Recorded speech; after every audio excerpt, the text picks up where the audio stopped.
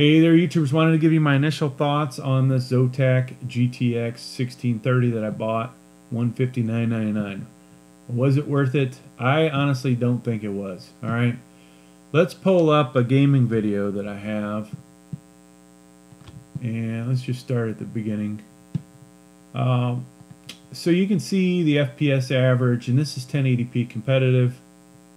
Is 67 there. Fast forward a little, 72. So a lot of it depends on where you are in the screen. There's fluctuation. This could get up a little bit higher. Could average out less by the end of it. And I think I don't have a lot of kills in this game. I'm probably gonna. Looks like I'm gonna get killed here soon.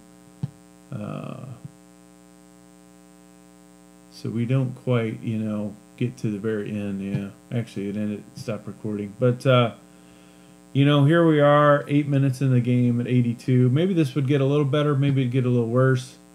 Let's see how that compares to a video I previously made, if we can find. There we are. All right, so this is a video I made, GTX 1050, 1650, 1060. I only played one game each of these, right? And I did two different settings. But you get the idea from watching this, folks, that 1 minute into it,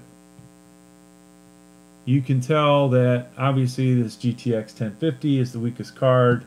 And in this example, the RTX 3060 12 gig is the best one, okay? Probably know that's what you would expect if you looked at that collection. 2 minutes into it, things haven't changed. This is still the worst. This is still the best. And then here we are. All right, so you saw the GTX 1030.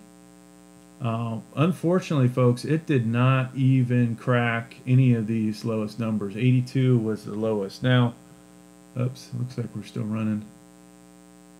That was lower than this by 3, right? So maybe if I come back and I play it again, we might see slightly better numbers. But I think overall the GTX 1630, and maybe it's just because it's Zotac, is not even as good as a GTX 1050. So my personal recommendation, if you're thinking about buying this, stop yourself. All right. Alternatives, folks. Buying used GTX 1650. You saw the performance difference there. If you can find one that, let's say you can't run a 6-pin PCIe because you're putting it in an OEM type computer like a Dell, HP, whatever, then maybe you need that GTX 1630, or a certain ones of these GTX 1650s do have 6 pins required. So just be careful which one you buy. But this would be the route to go for better performance. Now, an alternative is either the 1050 that you saw, which was potentially at least as good.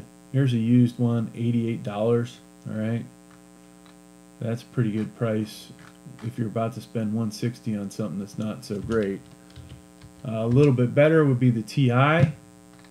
You can get at least 10, 20 more FPS, I believe, if I remember correctly. And you can pick up a used one of those for a little over $100, or this one for $100. So, yeah, GTX 1630 initial thoughts, disappointing. Not really the replacement for the 1050, as I had read. At least not the Zotac.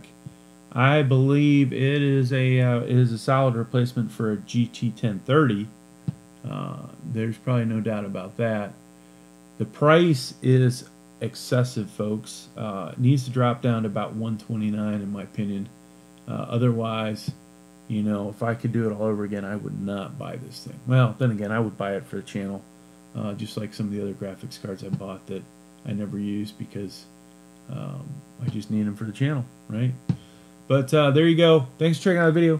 Please like, please subscribe. Thank you.